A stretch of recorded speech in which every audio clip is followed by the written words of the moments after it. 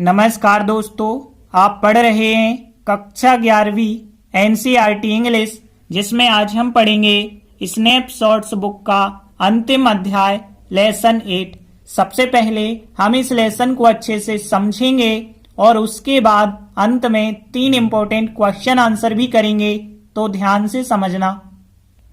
पहला important question ये करेंगे, दूसरा इंपॉर्टेंट क्वेश्चन ये करेंगे और तीसरा इंपॉर्टेंट क्वेश्चन ये करेंगे, तो ध्यान से समझना। तो देखिए, सबसे पहले हम इस लेसन को अच्छे से समझ लेते हैं। लेसन 8 नाम क्या है? The tale of melon city. यह एक पोयम है और इस पोयम के कवि हैं विक्रम सेठ। देखिए, यहाँ पे जो नाम है, टेल का मतलब होता है कहानी, किस्सा या फिर गाथा, और मेलन, देखिए मेलन का वैसे तो मतलब खरबूज होता है, लेकिन यहाँ पे मेलन का मतलब है तरबूज। तो एक मेलन सिटी है, यानी तरबूज का शहर है, और उसकी यहाँ पे गाथा बताई गई है। तो देखिए, इस पोयम के जो कवि विक्रम सेठ हैं, ये एक ऐसे शहर का वर्णन करते हैं जहाँ का राजा न्याय प्रिय राजा है और बिल्कुल सौम्य राजा है। सौम्य यानी बिल्कुल शांत भाव का राजा है। एक बार राजा आदेश देते हैं एक मेहराब बनाने का, और वो मेहराब जो है विजय और जीत का प्रतीक होगा, ऐसा वो कहते हैं। और वो कहते हैं कि इस मेहराब को शहर के प्रवेश द्वार पे बनाया जाए, ताकि वहां से गुजरने वाले लोग उसे देखें और उस राज्य के बारे में अच्छे से समझें, क्योंकि उसे अपने राज्य पर बहुत गर्व था उस राजा को। अब देखिए क्या होता है, जब मेहराब बन जाता है तो एक दिन राजा उसी के नीचे से सवार होके निकलता है, और जब सवार होके निकलता है तो राजा का जो मुकुट है, जो ताज है, वो मेहराब से थोड़ी सा टच हो जाता है, जिस वजह से मुकुट जो है नीचे गिर जाता है। क्यों गिर जाता है? आखिर कारण यह है कि मेहराब जो था बहुत नीचा बना हुआ था। जितना ऊपर बनना चाहिए था उतना ऊपर नहीं बना, वो नीचा बना हुआ था, जिस वजह से मुकुट जो है नीचे गिर जाता है।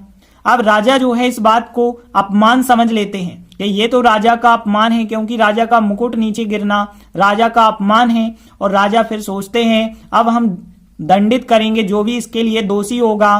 तो यहाँ राजा जो है बिल्डरों के प्रमुख को, मतलब जिसने भी निर्माण करवाया है, निर्माण करने वाले जो निर्माता हैं, बिल्डर हैं, उनका जो भी मुखिया होगा, उस मुखिया को हम फांसी देंगे, ऐसा उनने डिसाइड कर लिया राजा ने। तो जो है बिल्डरों को बुलाया गया, बिल्डरों के प्रमुख को। तो बिल्डरों के प्रमुख ने कह दिया कि इसमें हमारी कोई गलती नहीं है, इसमें मजदूरों की गलती है। तो उनने मजदूरों पे अपना दोष लगा दिया। अब मजदूरों को बुलाया गया तो मजदूरों ने तर्क दिया कि इसमें हमारी कोई गलती नहीं है, इसमें ईंटों की साइज ही गलत है, जिस वजह से जो मेहराब है बहुत नीचा बन गया। तो इसमें ईंटों की गलती है, और ईंटें बनाई हैं राजमिस्त्रियों ने, तो राजमिस्त्रियों की गलती है। तो राजा ने कहा तो ठीक है, राजमिस्त्रियों को फांसी चढ़ा देंगे। अब राजमिस्त्रियों को बुलाया गया तो राजमिस्त्री ने जो है कह दिया इसमें हमारी कोई गलती नहीं है, इसमें वास्तुकार यानी शिल्पकार की गलती है। अब शिल्पकार को बुलाया गया, वास्तुकार को, तो उसने कह दिया कि राजा आपके कहने पे ही हमने कुछ संशोधन किए थे, इसलिए हमारी इसमें कोई गलती नहीं है, इसमें तो आपने जैसा कहा था हमने वैसा ही किया। तो यहाँ फाइनली राजा को ही दोषी ठहरा दिया जाता है। अब राजा जो है बहुत ज्यादा भ्रमित हो जाते हैं कि आखिर क्या किया जाए। तो इसके लिए वो एक सबसे बुद्धिमान आदमी को बुलाते हैं, कहते हैं जो भी यहाँ बुद्धिमान होगा इस शहर में उसे बुलाया जाए। तो सबसे अधिक बुद्धिमान एक बूढ़ा आदमी था, जो चल नहीं सकता था और देख भी नहीं सकता था, लेकिन उसने सलाह दी कि हाँ, दोषी को सजा तो मिलनी ही चाहिए। और उन्होंने कहा कि मेहराब ही असली दोषी है, उसी ने जो है आपके ताज यानी मुकुट को पटका है, इसीलिए तुम्हें मेहराब को ही फांसी दे देनी चाहिए। तो उसने ऐसा कहा। अब अचानक एक सभासद यानी सभा में बैठा हुआ एक व्यक्ति है, जिसने जो है कहा कि ये शर्मनाक तरीके से फांसी होगी, क्योंकि हम मेहराब को फांसी देंगे जो कोई व्यक्ति नहीं है, तो ये तो शर्मनाक तरीका हुआ ना, ये कहाँ का न्याय हुआ। और भीड़ बेचैन थी, इसलिए राजा ने भी सोचा हाँ, फांसी तो किसी को होनी चाहिए और वो भी तुरंत होनी चाहिए। तो फिर राजा ने कहा एक फांसी का फंदा बनाओ, और जो है फंदा बनाया गया और कुछ ऊंचाई पे स्थापित किया गया। और उसने कहा जो भी इस फंदे में फिट आएगा उसी को फांसी दे दी जाएगी। अब प्रत्येक आदमी को नापा गया, कोई भी फिट नहीं आया, क्योंकि जो है थोड़ी ऊंचाई पे फंदा लगाया गया था। केवल राजा ही इतना लंबा था जो कि उस फंदे में फिट आ गया और फाइनली अंततः राजा को फांसी दे दी गई। और फिर राजा की मृत्यु के बाद अब मंत्रियों ने विचार किया कि राजा तो कोई ना कोई होना चाहिए, तो इसके लिए उन्हें एक घोषणा की। उन्हें कहा कि शहर के प्रवेश द्वार से जो भी पहला व्यक्ति गुजरेगा वही हमारे राजा को चुनेगा। तो सब लोग जो है देखने लगे कि कौन सा व्यक्ति जो है शहर के द्वार से गुजरता है। और क्या हुआ, तभी एक मूर्ख व्यक्ति जो है शहर के द्वार से गुजरने वाला हुआ और जो है अब उससे पूछा गया कि बताइए हम राजा किसे बनाएंगे।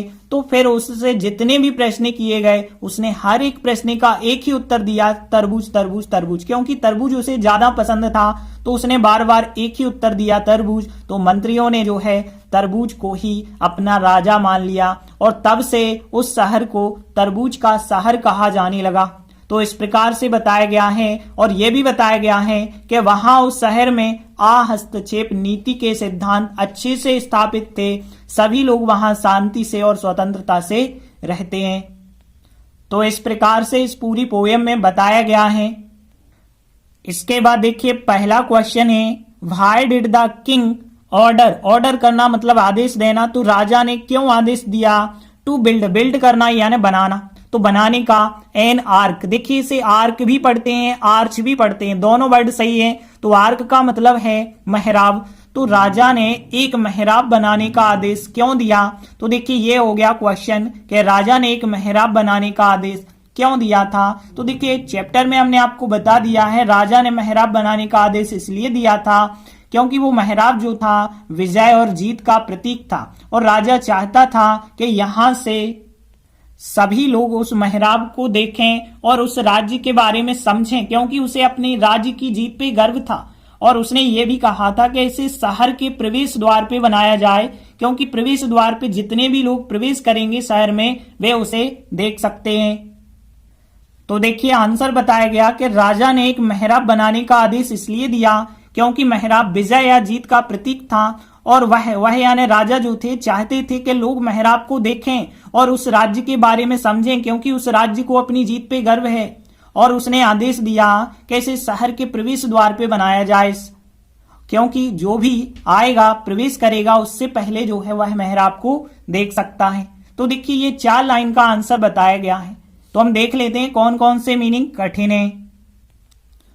तो देखिए पहली लाइन देखें, राजा ने एक महराब बनाने का आदेश इसलिए दिया, ये तो हो जाएगी इस क्वेश्चन की लाइन से। फिर देखिए बिकॉज यानी क्योंकि महराब को, अब देखिए एन आर्क नहीं लिखेंगे, अब दा लगा के लिखेंगे, क्योंकि जब दोबारा किसी अक्षर की या शब्द की हम चर्चा करते हैं तो दा लगा देते हैं, दा आर्क हो जाएगा। और फिर यहां पे देखिए एक शब्द याद रखेंगे, विजय के लिए ट्रायम्फ होता है, तो ट्रायम्फ का मतलब होता है विजय, ध्यान रखना TRIUMPH, ट्रायम्फ का मतलब विजय। या के लिए और होता है और जीत यानी विक्ट्री होती है, ऑफ यानी का, सिंबल यानी प्रतीक होता है। तो देखिए यहाँ पे केवल एक शब्द विजय के लिए ट्रायम्फ कहा जाता है और विक्ट्री यानी जीत, सिंबल यानी प्रतीक। फिर आगे देखिए वह चाहता था यानी कि ही हो जाएगा क्योंकि राजा की बात हो रही है। और वांटेड, वांट होता है चाहना लेकिन सेकंड फॉर्म वांटेड। और पीपल यानी कि लोग महराब को देखें यानी द आर्क हो जाएगा। और सी यानी देखना, दूसरी क्रिया आ रही है तो टू लगा के लिखेंगे, टू सी यानी कि देखें। एवं एंड हो जाएगा, द किंगडम यानी उस राज्य की बात हो रही है। अबाउट यानी के बारे में, अंडरस्टैंड यानी समझना, दैट यानी कि उससे अपनी जीत पर गर्व है, उसी का मतलब है उस राज्य की बात हो रही है तो इट। और फिर इट्स हो जाएगा अपनी के लिए। और जीत यानी विक्ट्री होता है, यहां पे हमने बताया तो इट्स विक्ट्री।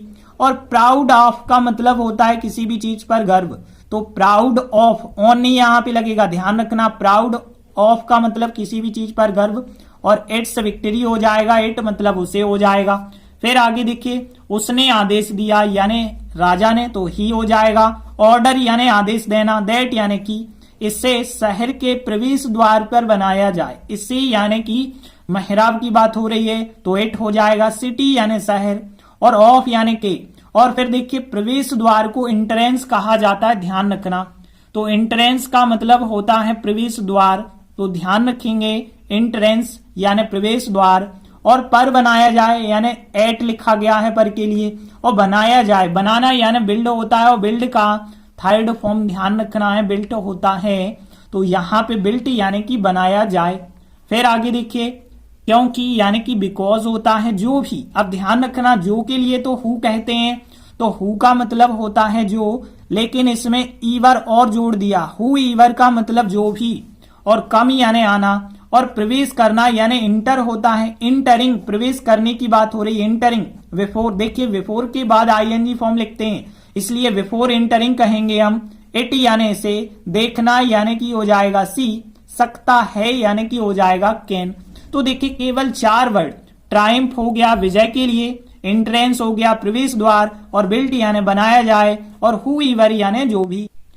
तो देखिए पहली लाइन, राजा ने एक मेहराब बनाने का आदेश इसलिए दिया, ये पूरी लाइन आपको क्वेश्चन में मिल जाएगी कि यहां से आप लिखेंगे द किंग ऑर्डर का सेकेंड फॉर्म ईडी जोड़ के, तो the king ordered to build an arc.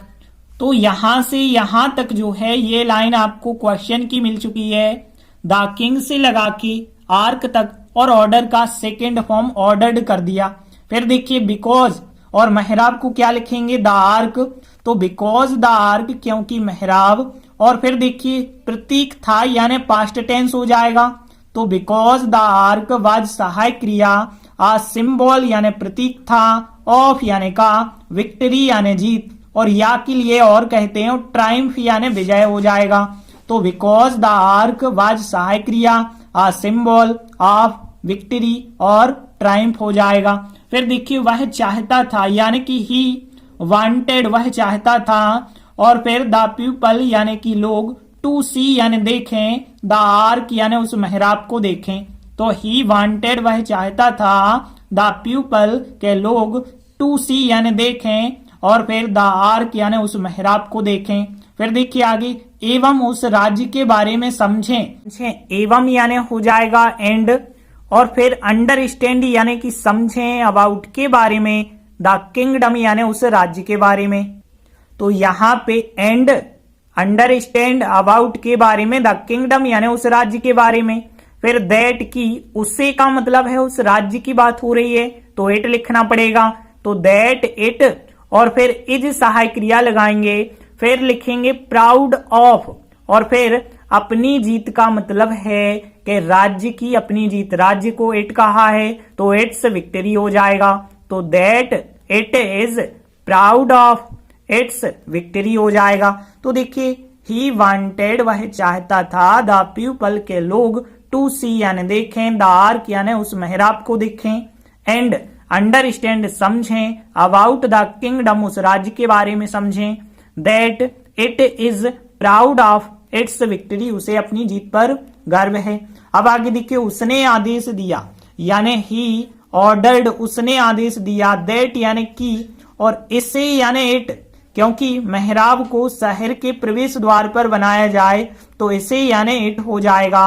और देखिए बनाया जाए यानी प्रेजेंट टेंस में आप बना सकते हैं, प्रेजेंट सिंपल का पैसिव वॉइस, तो यहाँ पे इट इज बिल्ट यानी इसे बनाया जाए, और कहां पे बनाया जाए, at the entrance of the city. तो यहाँ पे ही ऑर्डर्ड, उसने आदेश दिया, दैट की इट इज बिल्ट इसे बनाया जाए, at the entrance of the city, क्योंकि जो भी आता है प्रवेश करने से पहले इसे देख सकता है। तो यहाँ पे बिकॉज यानी क्योंकि, और फिर हुईवर यानी जो भी कम से यानी आता है, तो देखिए ये पूरा लिखेंगे आप, तो बिकॉज हुईवर कम्स, और फिर कैन यानी सकता है, सी यानी देख सकता है, इट यानी इसे, और बिफोर यानी से पहले, एंटरिंग यानी प्रवेश करने से पहले। तो बिकॉज हुईवर कम्स कैन सी देख सकता है, इट इसे, बिफोर इंटरिंग यानी प्रवेश करने से पहले।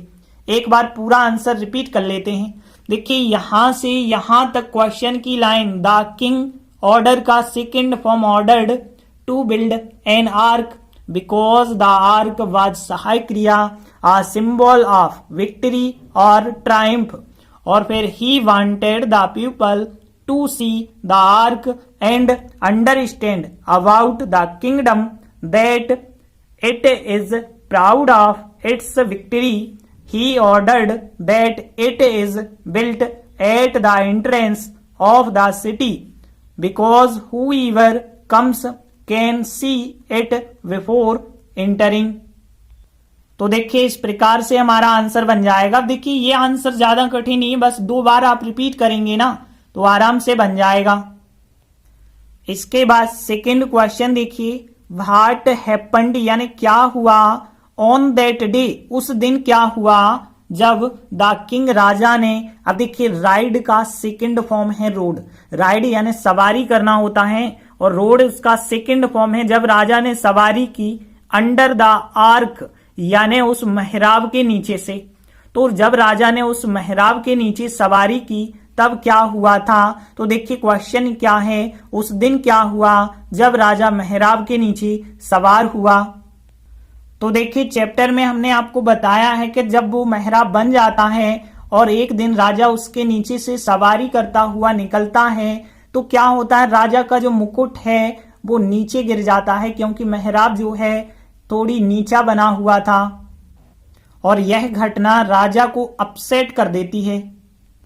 तो देखिए आंसर बताया गया है, उस दिन जब राजा मेहराब के नीचे से सवार होके निकला या सवार हुआ तो उसका क्राउन, जिसे हिंदी में हम मुकुट कह रहे हैं, अंग्रेजी में क्राउन कहा जाता है, क्राउन जो है नीचे गिर गया क्योंकि मेहराब बहुत नीचा बना था। उस घटना ने सौम्य राजा को यानी बिल्कुल शांत राजा को अपसेट कर दिया था। तो देखिए आंसर ज्यादा कठिन नहीं है, 3 लाइन का आंसर है। तो देख लेते हैं कौन कौन से मीनिंग कठिन है। देखिए पहली लाइन तो हमें क्वेश्चन की मिल जाएगी।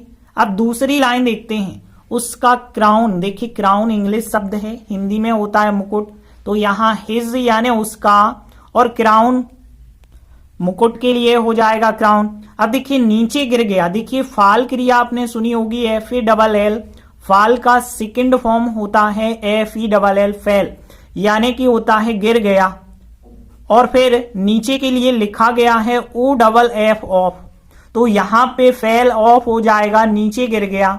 बिकॉज यानी कि होता है क्योंकि, या फिर एक शब्द और है यहाँ पे AS एज, तो यहाँ पे ध्यान रखना एज का मतलब भी होता है क्योंकि, मेहराब यानी कि आर्क होता है, द आर्क हो जाएगा, और फिर बहुत नीचा यानी कि टू लो कह सकते हैं, TOO, और लो का मतलब होता है नीचा, टू लो यानी बहुत नीचा, और बना यानी कि बिल्ट कह सकते हैं।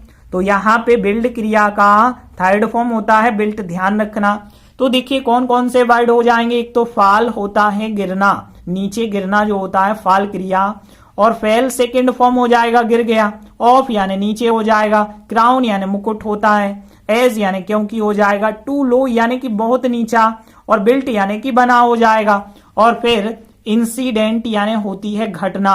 तो द इंसिडेंट यानी कि उस घटना ने सौम्य राजा को, अब देखिए सौम्य यानी कि एक प्रकार से शांत, जिसके लिए एक वर्ड इस्तेमाल किया गया है प्लेसिड, ध्यान रखना, प्लेसिड का मतलब बिल्कुल सौम्य।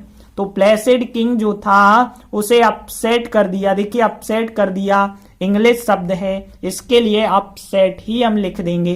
तो देखिए कितने शब्द यहाँ पे मिले, एक तो प्लेसिड हो जाएगा सौम्य के लिए, अपसेट कर दिया अपसेट ही हो जाएगा, फेल यानी कि गिर गया, ऑफ यानी नीचे, एज यानी क्योंकि, मेहराब यानी द आर्क हो जाएगा, टू लो यानी बहुत नीचा, और बिल्ट यानी बना हो जाएगा, क्राउन यानी मुकुट होता है, और ये लाइन क्वेश्चन की हो जाएगी। तो देखिए पहली लाइन देखें ना, तो यहां से ऑन दैट डे यानी उस दिन, when the king road under the arc, तो यहां से यहां तक आपको पूरी लाइन क्वेश्चन की लिख देनी है, कोई भी शब्द नहीं बदलना है। फिर देखिए हिज क्राउन यानी कि उसका मुकुट, तो हिज क्राउन सब्जेक्ट हो गया, और फिर गिर गया फाल का सेकंड फॉर्म लिखेंगे फेल, और ऑफ OFF ऑफ यानी होता है नीचे, तो यहाँ पे हिज क्राउन उसका मुकुट, फेल यानी कि गिर गया, ऑफ यानी नीचे गिर गया, फिर एज क्योंकि द आर्क यानी कि जो मेहराब था, और फिर वाज सहायक क्रिया लगा के, तो बिकॉज ना लिख के यहाँ एज लिखा गया है, ध्यान रखना, तो एज द आर्क, और फिर वाज सहायक क्रिया, और फिर बिल्ट यानी कि बना था, और टू लो यानी कि बहुत नीचा बना था, तो हिज क्राउन फेल गिर गया ऑफ नीचे एज क्योंकि द आर्क वाज सहायक क्रिया बिल्ट बना था टू लो यानी बहुत नीचा बना था। और फिर द इंसिडेंट यानी कि इस घटना ने, द इंसिडेंट इस घटना ने अपसेट कर दिया। और फिर द प्लेसिड किंग को, जो सौम्य राजा था, शांत राजा था, उसे अपसेट कर दिया यानी गुस्सा कर दिया, परेशान कर दिया कह सकते हैं। तो द इंसिडेंट उस घटना ने अपसेट यानी कि अपसेट कर दिया, परेशान कर दिया द प्लेसिड किंग। एक बार पूरा आंसर रिपीट कर लेते हैं। देखिए यहां से यहां तक आपको पहली लाइन क्वेश्चन की, फिर his crown fell off as the arch was built too low, the incident upset the placid king. तो देखिए इस प्रकार से हमारा आंसर बन जाएगा और ये आंसर बहुत सरल सा आंसर है, सब लोगों से बन जाना चाहिए। केवल एक बार ही आप प्रैक्टिस करेंगे ना तो आराम से बन जाएगा। इसके बाद तीसरा क्वेश्चन देखिए, who did the chief of builders blame. देखिए ब्लेम करना यानी दोषी ठहराना होता है। तो यहाँ पे जो बिल्डर्स हैं, जो निर्माता हैं, उनका जो चीफ है यानी मुखिया है या जो प्रमुख है, उसने किसे दोषी बताया या किसे दोषी ठहराया। तो निर्माताओं का जो मुखिया था यानी जो बिल्डर्स थे उनका जो प्रमुख था, उसने किसे दोषी ठहराया था। तो देखिए हमने बताया था कि जो बिल्डर्स था उनका जो मुखिया था उसने जो है मजदूरों को दोषी ठहरा दिया था। और बाद में मजदूर कहने लगते हैं कि हमारा कोई दोष नहीं है, इसमें ईंटों की गलती है, ईंटों की साइज सही नहीं थी। तो देखिए आंसर बताया गया है कि जो निर्माता हैं उनके मुखिया ने उन मजदूरों को दोषी ठहराया जिन्होंने बदले में ईंटों को दोषी बता दिया था। तो देखिए आंसर बहुत सरल सा है, केवल 2 लाइनों का आंसर है। तो देखिए हम देख लेते हैं यहाँ कौन कौन से मीनिंग कठिन है। देखिए मजदूरों को वर्कमैन कहा जाता है, ध्यान रखना। तो वर्कमैन यहाँ पे लिखा गया है, तो एक शब्द आप ध्यान रखेंगे कि वर्क यानी काम होता है और मैन यानी कि आदमी होता है। वर्कमैन बहुवचन MEN लिखना, ध्यान रखना। तो वर्कमैन लिखा गया है। इस पूरे चैप्टर में मजदूरों को लेबर भी कहते हैं, लेकिन यहाँ पे वर्कमैन लिखा गया है। और फिर जिन्होंने, देखिए जिन्होंने को हु कहा जाता है। अब बदले में यहाँ पे जो एक शब्द लिखा गया है बदले में, ये लिखा गया है इंटर्न, ध्यान रखना। इंटर्न का मतलब है बदले में, तो इंटर्न हो जाएगा। और फिर ब्रिक्स यानी ईंटें होती हैं। तो ईंटों को तो आपको पता होगा कि BRICKS ब्रिक्स यानी ईंटें होती हैं। और दोषी ठहराना यानी ब्लेम क्रिया होती है। तो देखिए कितने वर्ड, एक तो वर्कमैन हो गया, इंटर्न यानी बदले में, और ब्रिक्स यानी ईंटें हो गई। तो केवल 3 वर्ड ही हैं, वर्कमैन हो गया मजदूर, और इंटर्न बदले में, ब्रिक्स यानी ईंटें। तो देख लेते हैं फिर पहली लाइन देखिए, तो निर्माताओं के मुखिया ने, ये हो जाएगा सब्जेक्ट यानी द चीफ ऑफ बिल्डर्स हो जाएगा। और फिर दोषी ठहराया यानी कि पास्ट सिंपल है, सेकेंड फॉर्म ब्लेम्ड कर देंगे यानी सेकेंड फॉर्म डी और जोड़ देंगे, ब्लेम्ड यानी दोषी ठहराया। और द वर्कमैन यानी कि उन मजदूरों को, द वर्कमैन यानी कि उन मजदूरों को। तो यहाँ पे the chief of builders blamed second form, फिर द वर्कमैन उन मजदूरों को, हु यानी जिन्होंने, हु यानी जिन्होंने, इंटर्न यानी बदले में, तो हु इंटर्न जिन्होंने बदले में, और फिर जो है ब्लेम्ड यानी कि दोषी ठहराया। और किसे दोषी ठहराया, ईंटों को यानी कि द ब्रिक्स कर देंगे। तो हु जिन्होंने, इंटर्न यानी बदले में, और फिर ब्लेम्ड यानी कि दोषी ठहराया द ब्रिक्स यानी कि ईंटों को। तो देखिए बहुत सरल सा आंसर हो गया कि the chief of builders blamed, और द वर्कमैन, और हु जिन्होंने, इंटर्न बदले में, ब्लेम्ड दोषी ठहराया द ब्रिक्स यानी ईंटों को। तो देखिए इस प्रकार से हमारा आंसर बन जाएगा। और ये आंसर बहुत सरल सा आंसर है, सब लोगों से बन जाना चाहिए। केवल एक बार आप पढ़ेंगे ना तो आराम से याद हो जाएगा। बस एक बार प्रैक्टिस करनी है, दोनों वाक्य आराम से आप बना सकते हैं। तो आज हमने 3 इंपॉर्टेंट क्वेश्चन आंसर किए, बाकी बचे क्वेश्चन आगे की वीडियो में करेंगे। तब तक के लिए धन्यवाद।